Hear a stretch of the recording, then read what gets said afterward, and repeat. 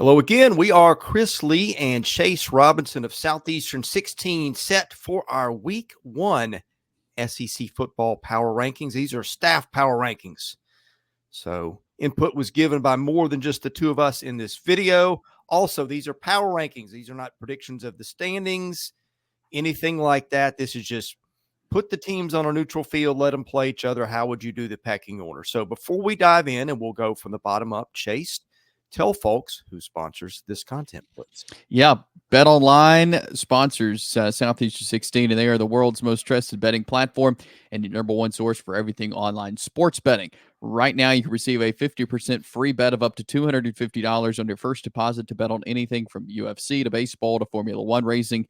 BetOnline has every stat, every matchup, and even live odds and spreads while the games are being played.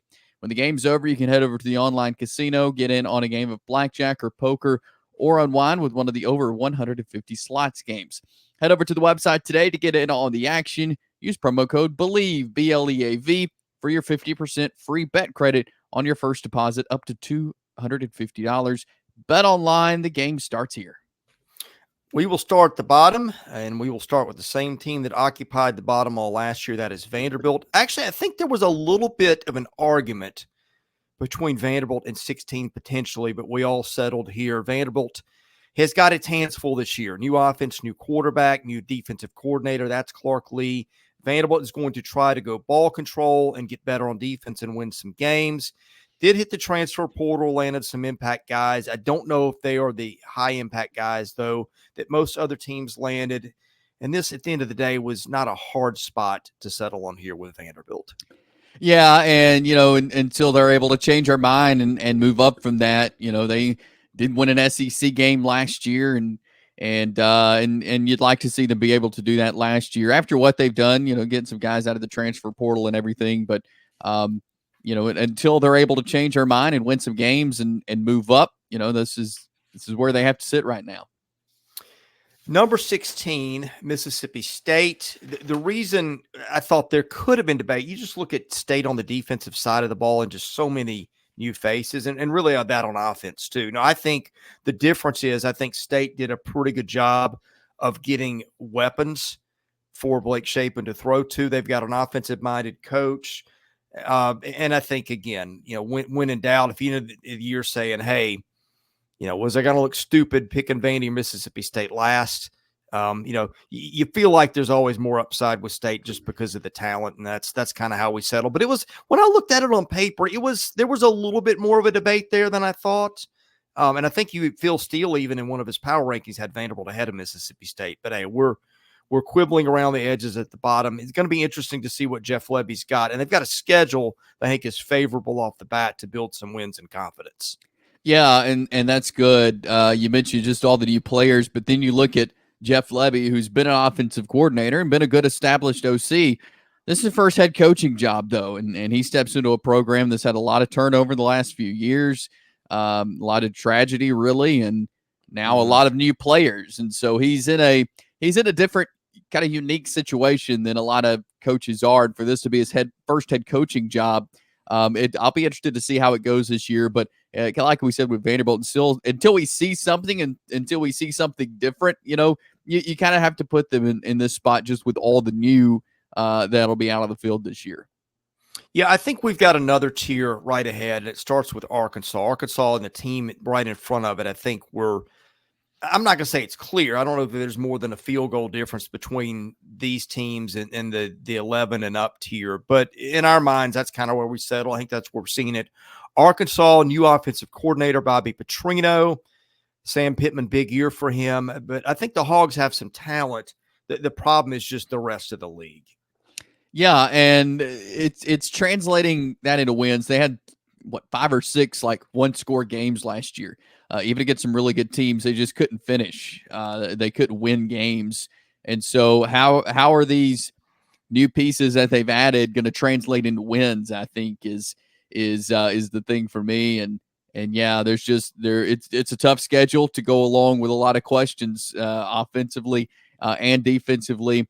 They're replacing quarterback, they're replacing top running back. And so, we'll see, but yeah, it'll be interesting to follow Arkansas this year. It's such an important year for Sam Pittman, and he needs to at least get a bowl game and win several SEC games.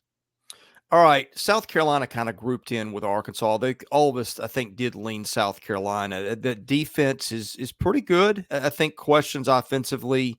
You've got a new quarterback in LaNorris Sellers. We just don't know how it's going to go. Could go great, but I like their back seven. They'll like Tonka Hemingway up front. Again, I don't think this means South Carolina's a bad team. It's just look who they're competing with. Right. Yeah. And that's, you're right. You got to group these teams together. And yeah, South Carolina offensively, you mentioned LaNorris Sellers, new quarterback. He's got Nyck Harbor, a good target to go to. It's got a lot of speed, but who else is going to be a target for him offensively? They got Rocket Sanders. Is he going to be healthy running the football? That's another question. So, are they going to be able to go score for score with a lot of these teams in their schedule? I'm just not sure, just because there's not a lot of depth, I feel like, and on this offense for South Carolina. But yeah, I like the defense as well, and I think that those guys will keep them in some of these games that they're in. All right, now we've got another tier. I think there's three teams grouped here together. I like the top team in this group, I think, better than the two of you guys like. But let's start at the bottom. I like Florida a little bit more than you and the rest of the panel. But as we said pre-show, just not a lot of faith in what Florida's done recently. And I think that's also fair. Yeah, and do they have talent? Yes. I think Graham Mertz, I think, is poised to have a good year. You got Montreal Johnson. You got some of these receivers. I feel like they've got the talent. The schedule's tough. We talk about it all the time. Will that translate to enough wins, I think, to call it a successful season? They're going to have to you're going to find out a lot about these guys and the way they respond, I feel like, to the schedule, some of these games they're in. It's just, to me, I don't know if they have the depth to compete with a schedule like they do. They have the talent on the top level, but what's behind that? That's the biggest thing for me. Yeah, and these were put together just how good we think the team is, Yeah. not the schedule. But you can't ignore the schedule, and the schedule can kind of crush you after a while. So I don't know if that got built in the back of minds as an expectation. Again, I think Florida on paper is maybe better, at least, than the team we've got slotted in front of it. But who knows? I think it's really close either way. But number 11, Auburn. A little bit of a polarizing team. I think at the end of the day, I mean, Auburn's defense was fairly good last year without a lot of just standout names on there that were household names in the league. That the problem with Auburn is Peyton Thorne, how much do you trust him? But they rebuilt the receiver room. They've got one of the league's better running backs. And I think year two for Hugh Freeze will be a big one. This is a program that always tends to do much better when the expectations are low, it seems, also, Chase. You're right. Yeah. The consistency is the thing for me. They just were inconsistent last year at times. And, we saw them play so good against Georgia, so good against Alabama. They weren't able to win either one of those. But they played good. But we saw them lose to New Mexico State. We saw them lose some other games. And they just it was not very consistent. So I think for me, going into the year, I'm looking for, well, are they more consistent? And until I see that, they're going to be a kind of a mid-level team in the conference, just based on, their just consistency and the fact that they were not very consistent last year. Yeah. Next up, I really like Kentucky. I don't think I could slot Kentucky higher than 10 because, boy, the 9 teams from Kentucky or beyond this are all teams that I think have playoff aspirations. But I think Kentucky, and particularly what it gets out of the quarterback position, if that goes really well, I think the defense is very good. Now, the schedule is not going to be easy, the conference portion, but I think Kentucky's going to be a tough out week in and week out. Yeah, I love their defense. I'm excited to see them play. The defense is going to keep them in a lot of games. I think Brock Vandagriff, I'm interested to see what he does in that starting role that he's been waiting for at Georgia, now transferred to Kentucky to get that job. And so I'm interested to see how they are. But yeah, I think Kentucky could surprise some people this year, and I'm looking forward to seeing them hit the field. But yeah, I think 10's a really good spot, and until we see what they can do, really. Now comes the fun part. This is the part that gets us yelled at. And let me just start it by saying I think all these teams from number 9 down are legitimate playoff contenders. Now, some of that may be quality of team. Some of that may be quality of team mixed with schedule. And in particular, that the next one up, I think this next team got one of the more favorable schedules. But Texas A&M at 9, I think it's just kind of hard with some of the teams and the recent success in front of them. You got a new coach, you got a lot of new there. Hard to know. It was harder for me to elevate this team higher, although I've also argued, and again, some of the schedule, I wouldn't be completely floored if A&M went to the Texas game unbeaten, but just because it does it's a good team with a favorable schedule. But I felt like this was just kind of all the point where we're most comfortable with, because A&M has burned so many people in terms of expectations over the year. Maybe that's not fair to Mike Elko. I get it. But you got to rank teams somewhere for a reason, and that's where this one settled. Right. And that's why, I had them where I had them. There is a lot of new. And there's been they battle injury. Connor Weigman's battle injury at quarterback. Is he going to stay healthy? Is he going to be consistent? Are things that I'm looking at. And this is a team that it would surprise me none if we, in the next couple of weeks into the season, that they're at a much higher position. It would surprise me none, but I feel like 9 is a good spot for them just because there's a lot of new. I think they have to prove themselves. And again, this is no discredit to Mike Elko. I think he's a great coach, but we're a lot of people are a little burned out, like you said, on expectations for A&M and them not fulfilling them. But I think this is a year where they could prove something. This is a new era at A&M, and I think we'll see a lot of change. And so it surprised me none if they move up very quickly, because I do think they have a chance to really prove themselves.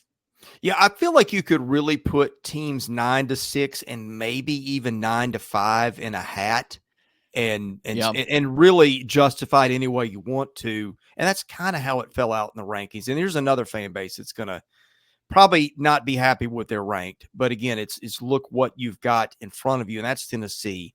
And I think with Tennessee, one of the things, it's a new quarterback, which a lot of teams have. And I don't think that's something you hold against them, because you got all kinds of weapons. You've got a very experienced offensive line. I think the question with them, that secondary is mostly new. Now, I think that front 7 is going to make up for a lot of questions on that back end. But again, you start looking at the teams in front of Tennessee, and again, these are all playoff contenders. That's where we settled. Yeah, and it makes me excited for the season when I see really the top 8 teams in our power rankings could be college football playoff teams. Top 9. Yeah, really. Yeah, top 9. I mean, and Tennessee is one of those, like, they have tons of talent. Are there some concerns? Yeah, there always is with every team, really. But, it was a toss-up. It was hard to rank Tennessee. I feel like, again, like I said with A&M, same thing with Tennessee. Like, once I see them, Iamaleava leading the team at quarterback, is he living up to the hype? Is the offense putting up the numbers that we think they can? Like, it would surprise me none if they move up quick. Like, that's just what kind of team this is. But it's waiting to see, I feel like, what exactly this team is made up of. We got to see it on the field, to me, to be able to give them a higher ranking. All right, next up, Oklahoma. And I think if you gave Oklahoma Missouri's schedule, we might be writing Oklahoma into the college football playoff right now, or talking about it. Now, I think this is where I'm higher on Oklahoma than everybody else in the room. But I think when we talk about football, Chase, what do we talk about? We talk 80% of the time we talk offense. I look at their back 7, and this side of Georgia, I don't know if anybody in this league's got a better one. You got 2 All-Americans and Billy Bowman at safety, Danny Stutsman at linebacker. Now, they've got questions. They've got a talented offensive line and a talented quarterback, and that's why this team scares me a little bit. But they also get a little bit of a build-in period. I know we're not supposed to build the schedule and expectations, but that's also a fact. They get a little time to work out the kinks, and then the schedule from week 5 on is just like nothing you've ever seen the side of Florida. But yeah, I that's a lot of words to say. I think that Oklahoma's defense is really good. is probably getting slept on. And I think Oklahoma, the schedule's probably going to prevent them from getting the playoff, but I think that the team is good enough to potentially get there. Brent Venables has put together an outstanding team here for the first year in the SEC. Like, this is a very competitive roster. It really is, and I'm excited to see what they can do. And I love we have Oklahoma and Tennessee right next to each other because that will be their first SEC game when Tennessee comes to Norman, and so that will be a fun one regardless there in that first week of SEC play. And so, yeah, they're another team. Yeah, they're right there in the mix of things, and was scheduled be a problem probably, but they're really talented. And I mean they went out and beat Texas last year, who was a college football playoff team. Like, I think Oklahoma could play spoiler to a couple of teams this year that they have a chance to play. So this Oklahoma team is very interesting. I feel like they've kind of flown under the radar, but watch out for the Sooners. Here's another team. Some things make them hard. Look, when you start with an NFL left tackle and right tackle, you're in pretty good shape. And I know their quarterback is new. He's not the guy that won the Heisman last year, but I think Garrett Nussmeier is pretty good. Yeah. They did lose 2 first-round receivers, and then the defense was the problem a year ago. I'm a little uneasy ranking LSU this high, but they got Blake Baker. I think that's going to make a talented defense better. And I don't know that they are what they've been in the trenches on the defensive line. But this is going to be an interesting team. And let's not forget what happened a couple of years ago. Nobody was talking about LSU. Brian Kelly comes in and gets them to the title game first year. Yeah. And, to me, LSU, yeah, there's some skepticism when you see a defense like that last year. It's hard to get that out of your mind. It's hard to think of it any different. Now, yeah, they made a lot of changes, got a new quarterback, like you mentioned, in Blake Baker. And so it should be better. It should look much different, but it's hard to get that out of your head. And so when it comes to thinking about them being a college football playoff team, it's hard to almost put that in my mind because of what I saw last year. But I'm trying to get that out of my mind and just look at the roster, think about this year. And they are set up to be a pretty good team. I mean, when you look at the roster. And so I'm excited to see what they could do. Will they be that 2022 team? I don't know. I'm not going to go that far. But I will say they're going to make some noise in the SEC this year. I'll say that. Missouri at 5. The Tigers won, I think, just about all their close games last year. Again, the schedule is not what we're factoring in here, but it is the easiest one in the league, I think, probably hands down. You got a super experienced quarterback in Brady Cook. You got, I think, probably the best receiver in America, maybe in Luther Burden. Defensive, they lost a lot. Now, they got some good guys, and Eli Drinkwitz does a great job of hitting the portal. But I'm a little concerned about they lost a lot out of that secondary, and they lost a first-round defensive lineman, but they got a lot of good players back too. So I'll be interested to see what Eli Drinkwitz and Missouri do. Now, remember, this was a team that just kind of had a 6-win ceiling until everything kind of went right last year. So big year for the Tigers and Eli Drinkwitz. Yeah, they're not. They're a target this year.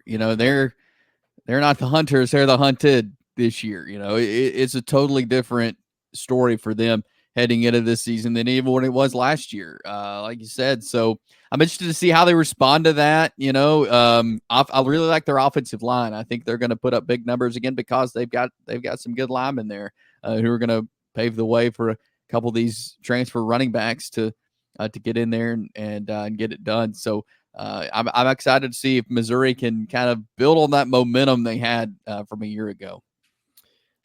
Alabama at 4. And again, this is, to me, a very interesting team because I think obviously losing Nick Saban, the greatest coach of all time in college football, I think the returning production on offense at running back and receiver and just the established production isn't really there in terms of what these guys have done with yards, but no question, big time talent. Defensively, not the Alabama defensive line we're used to seeing, but still some really good experienced players. And the final wild card is Kalen DeBoer, who just, I think, is an elite head coach. And so how does that all mix together? I think you're always kind of stupid if you don't have Alabama up pretty high just based on history. But there are maybe a little more questions than you would think with the typical Alabama team. Yeah, again, we've talked about with other teams, there's just so much new. We're so used to Nick Saban and how he's recruited and the players he's had, and it's different this year. I mean, Kalen DeBoer's a winner, though. He's a proven winner, and I think he'll win at Alabama. I think he does have a good roster. Is it different? Yes. Are there questions? Yes. But still, there's tons of talent. I love Kalen DeBoer's offense, and I think it kind of and I think we'll see it on full display this year. He's got a good quarterback in Jalen Milroe. They've got to identify some targets passing the ball and some rushers as well. But I think top to bottom, this is a good roster. All right, now comes our only tie, Texas. We'll talk about the Longhorns first. This is the team that's already suffered a big injury to C.J. Baxter, but probably got the best quarterback room in the country. An elite left tackle, some playmakers on the front seven, a couple of all-conference type guys on the back seven. You take that, you take what Steve Sarkisian did last year. There's no wonder that the Longhorns are preseason in a lot of people's college football playoff projections. Yeah, I mean, he's building a solid program there at Texas, and I'm excited to see what this team can do, because we saw what they were able to do last year, win the Big 12. They hadn't done that since 2009. Again, he has a great roster. He got some really good guys out of the portal, a couple of pass catchers from Alabama that he had coached there and probably was in on their recruiting. So he got them to Texas. And so I think their wide receiver room is so strong. You mentioned the big loss of C.J. Baxter, which you hate to see that in preseason. But yeah, I still think they'll be able to run the ball. And so, yeah, I think this Texas team is poised to have a great year again. Defensively, they're very strong. They hit the portal hard there. And so, and the tie we have here at number 2 is warranted. Like, these are two good teams. As now we'll move to Ole Miss, who's the other team tied for second in our power rankings. These are two teams that, and again, two coaches who are just brilliant offensive minds. And Lane Kiffin has a third-year starting quarterback at Jaxson Dart, and he's done wonders on defense on the roster when he went to the transfer portal. He's got a great defense coordinator, Pete Golding, who they work well together. And so these are two teams that they're not identical, but they're both so loaded with talent, and both could go very far this year. Yeah, Ole Miss, I feel like a lot of the narrative around Ole Miss, and it's not unfair to talk about the strength of schedule, but I think a lot of people are – and look, playoffs is one part schedule, one part how good you are. But I think that focus has had people sleeping a little bit on how good this team is. Chase, the prep we do, and I just look – the more I looked at this roster, I don't think there's a big hole anywhere. Now, I think if you want to pick nits – you might say it is not a star-studded offensive line, but it's a good one, and it's a very experienced one. I'd say probably one of the 3 or 4 most experienced teams in the league. I think what jumped out to me, I started really studying their defense.